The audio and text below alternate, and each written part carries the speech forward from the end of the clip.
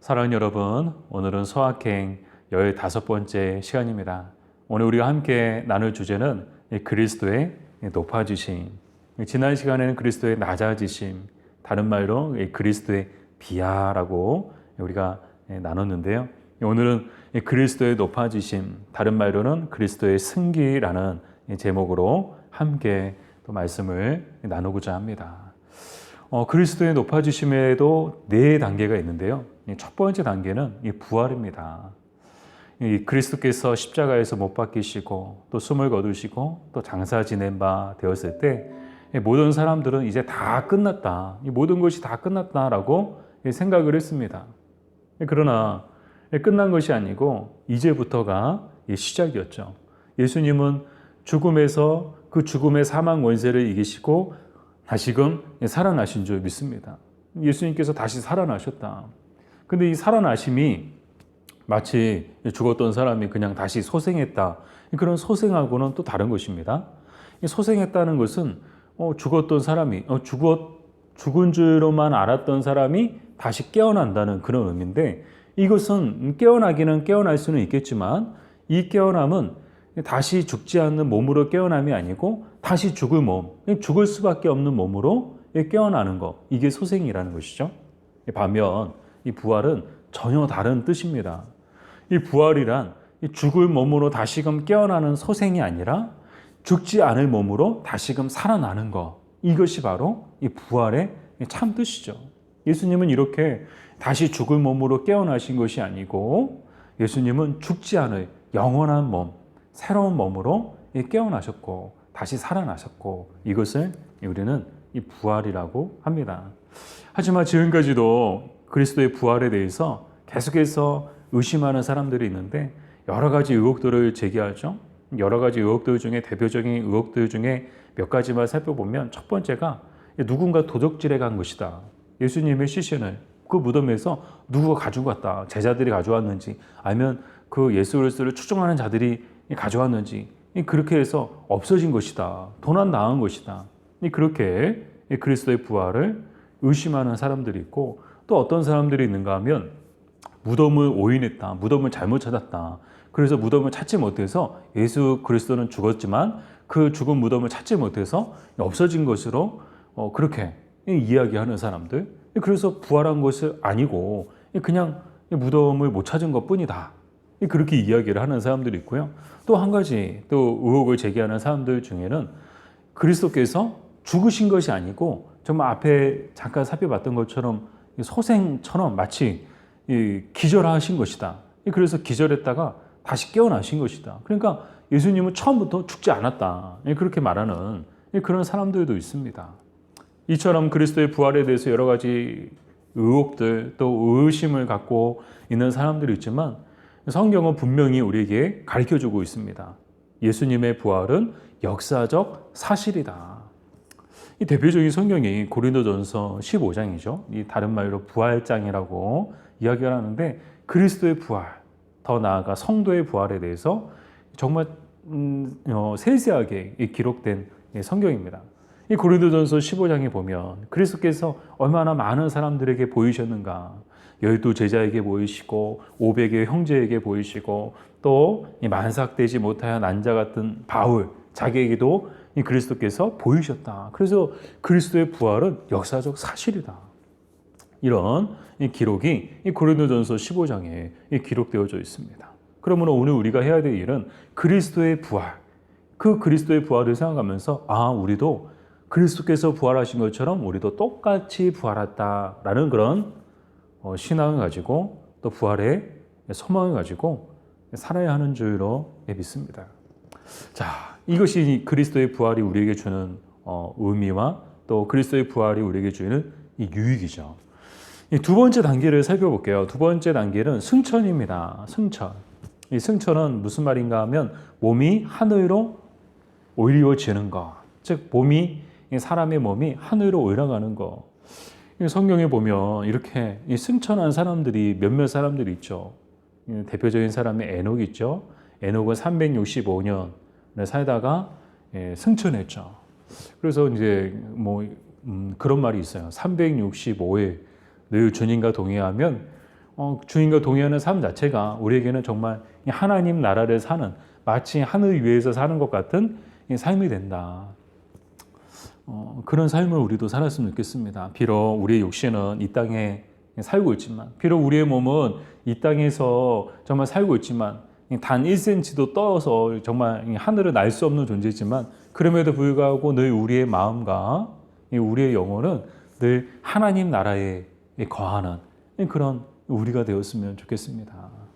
또 특별히 바라기는 이 시간을 인도하는 제 입장에서도요, 적어도 이 15분 짧은 시간이지만 이 짧은 시간 동안 정말 우리의 몸은 비록 이 땅에 있지만 이 짧은 이 15분 동안의 시간을 통해서 하나님을 더욱 알아감을 통해서, 그리스도를 더욱 알아감을 통해서, 또 성령님을 더욱 알아감을 통해서 우리의 마음과 영혼은 마치 정말 하나님 나라를 비행하는 것 같은, 또 하나님 나라에 떠 있는 것 같은, 하늘 위에 떠 있는 것 같은 그런 은혜가 우리에게 있었으면 좋겠다. 이것은 개인적인 제 바람이고 욕심일 뿐입니다. 자, 이 승천, 예수님은 40일 동안 지상에서 계셨죠. 그래서 제자들에게도 보이시고, 앞서 살펴봤던 것처럼 많은 사람들에게 보이시고, 많은 사람들과 이야기 나누시고, 또 식사하시고, 더 많은 것으로 가르치시고, 그리고 이제 승천, 제자들이 보는 가운데 하늘로 올라가셨습니다. 하늘로 올라가셨는데 문득 이런 생각이 드는 거예요. 아니, 왜 올라가셨을까? 그냥 같이 그냥 이 땅에 계셨어도 될 텐데. 여러분 그렇지 않나요? 예수님이 부활하셨으면 지금까지 살아계시다면 정말 세상의 모든 사람들이 다 예수님 믿을 것 같은데, 정말 예수님이 우리 교회 한 번만 오셔도 정말 그 지역에서 죽어의 영혼들, 수많은 영혼들이 다 예수님 보고 예수님 믿을 텐데, 그런 이 생각을 우리는 갖게 되죠. 근데 예수님은 왜 올라가셨을까? 몇 가지 이유가 있습니다. 첫 번째 이유는요, 이 하나님 나라, 하늘로 올라가시는데 그 하늘이 예수님의 집이기 때문이에요. 예수님은 예수님의 집으로 돌아가신 거예요. 왜요?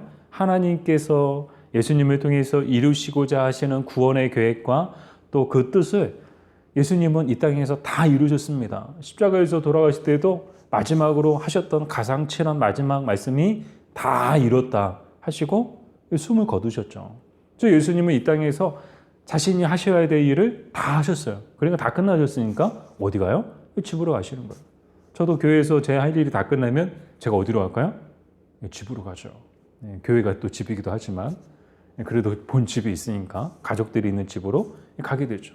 여러분들도 직장에서 열심히 일합니다. 열심히 일하고 주어진 일이 끝나면 여러분들 어디 가세요? 어디 가세요? 한강 가세요? 유원지 가세요? 집으로 가시잖아요. 그래서 예수님도 이 땅에서 예수님께서 하셔야 될 일을 다 끝내셨기 때문에 집으로 돌아가신 것이다. 그것이 이제 승천하신 이유다. 또 한 가지 이유는요, 예수님께서 약속하셨죠? 당신이 가셔야 보혜사 성령이 오실 것이다. 너희를 돕는 자, 너희를 도와주느니, 그 보혜사 성령이 오시기 위해서 예수님은, 그 오심을 준비하시기 위해서 예수님은 하늘로 올라가신 것이다. 또 마지막으로 예수님은 왜 승천하셨는가? 우리를 위한 처소를 예비하시기 위해서 예수님은 승천하셨다는 거예요. 먼저 가셔서 우리를 위한 처소, 우리를 위한 보금자리를 준비하시기 위해서 예수님이 올라가셨다는 거예요. 요즘에 기사를 보니까 이런 기사가 있더라고요. 20대 벼락 거지가 되었다라고, 그래서 청원을 하나 올렸다라는 그런 기사를 본 적이 있거든요. 20대 청년이 이 땅에서, 이 대한민국에서 나는 도저히 한때 영끌이라는 말도 있었죠. 영혼까지 끌어서 집을 사야 된다, 아파트 사야 된다. 근데 이미 지금의 시기는 영끌도 안 된다는 거예요. 더 이상 영혼까지 끌어다가 집을 살 수 있는 그런 시기도 이미 지났다는 거예요. 그래서 자기는 이 대한민국에서 도저히 이 집을 장만할 수 있는, 내 집을 가질 수 없는 20대 청년이 벌써부터 그런 절망을 품고 있다는 것이 좀 안타깝더라고요. 또 그런 현실, 그걸 우리 사회가 야속하기도 하고요, 안타깝기도 하고 그렇습니다. 왜 어쩌다가 이 지경까지 왔을까? 그럼에도 불구하고 이 땅에 우리의 집이 없을 수 있습니다. 정말 마음 같아서는 누구나 다 정말 푸른 초장 위에 정말 그림 같은 집을 짓고 살고 싶은 그런 로망들이 다 있죠. 비록 이 땅에서 그런 로망과 또 그런 꿈을 이룰 수는 없다 할지라도 그럼에도 불구하고 우리에게 소망이 있는 것은 그리스도께서 승천하심을 통하여서 우리를 위한 처소를 마련해 두셨다는 거예요. 그래서 우리는 승천, 우리도 이제 부활해서 또 우리도 주님 앞에 보러 가면은 하나님 나라에 가면 정말 우리를 위해 예비된 이 복음 자리가 창세 전부터 우리를 위해서 예비된 그 하나님의 나라에 우리를 위한 복음 자리가 예비되어 있는 줄 믿습니다. 그러므로 이 땅에서 비록 집 없이 살더라도 여러분 너무 또 내가 갖고 있는 집이 너무나도 이게 초라하고 그렇다 할지라도 여러분은 그런 것들 때문에 주눅들지 않았으면 좋겠습니다.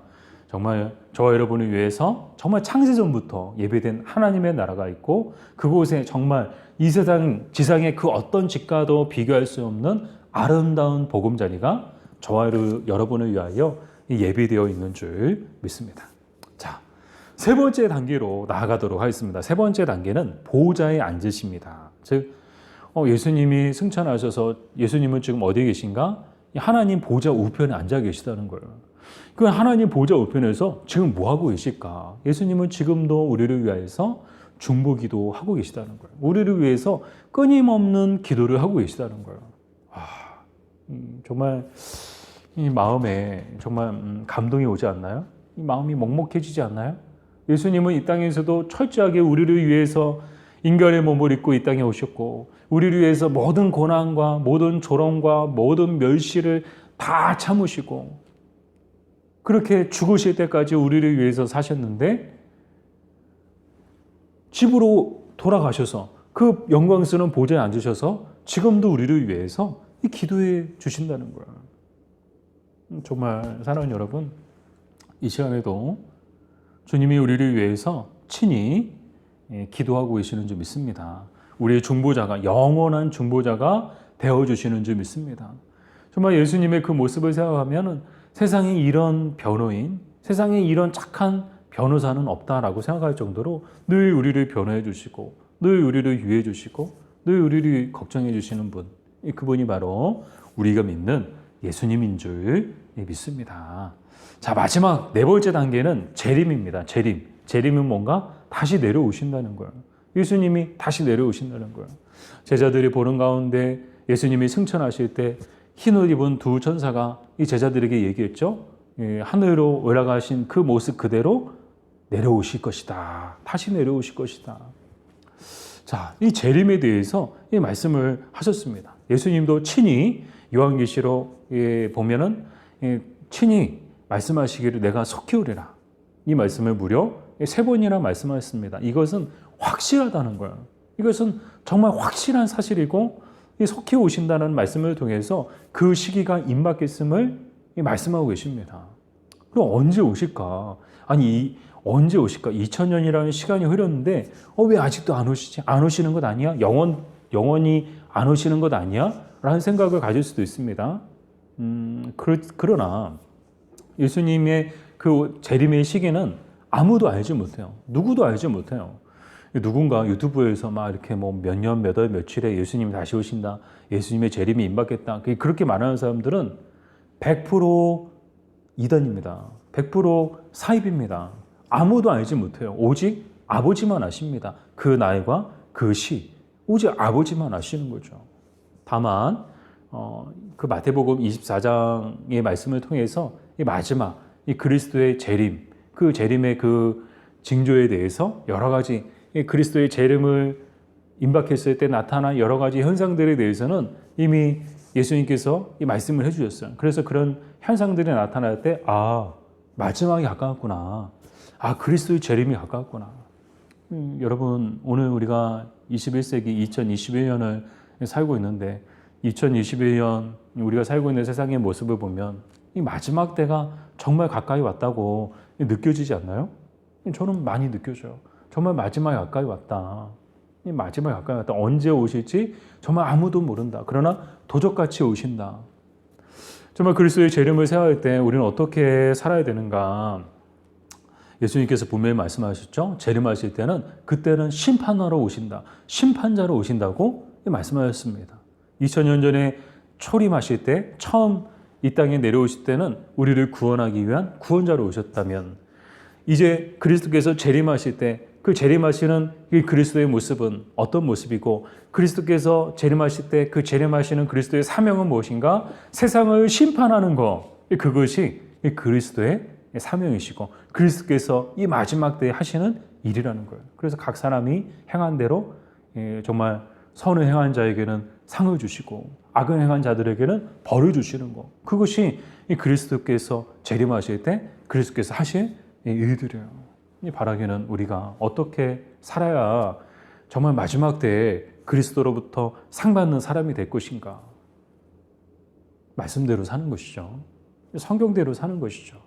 경건한 신앙생활과 또 거룩한 행실을 통해서 정말 하나님 앞에 상 받을 자로서 그렇게 합당한 자로서 이 믿음 안에서 하나님 자녀답게 살아갈 때 그리스도인답게 살아갈 때 우리는 반드시 주님 다시 오실 때 주님께 상 받는 자들이 될 줄로 믿습니다. 이 바라기는 저 여러분 모두가 다 상 받았으면 좋겠어요. 여러분 평생에 사시면서 얼마나 많은 상을 받아 보셨나요? 혹시 이제 상에 목마르다 하시는 분들 계신가요? 우리의 자녀들을 통해서 대신 그 상에 대한 욕구를 충족시키기 원하시는 보상 심리를 갖고 있는 그런 분들도 혹시 계신가요? 여러분 이 땅에서 그 어떤 상과도 비교할 수 없는 상이 바로 예수님 상인 줄 믿습니다. 예수님께 상 받는 것은 이 땅의 그 어떤 상과도 비교할 수 없는 상이에요. 바라기는 이 시간 우리 소확행 시청하시는 또 우리 함께 참여하는 우리 작은 목자교회 우리 성도님들 모두가 다 정말 주님 다시 오실 때 다 같이 정말 예수님께 상 받는 그런 기쁨과 또 그런 은혜와 또 그런 영광이 있기를 주님의 이름으로 축복합니다.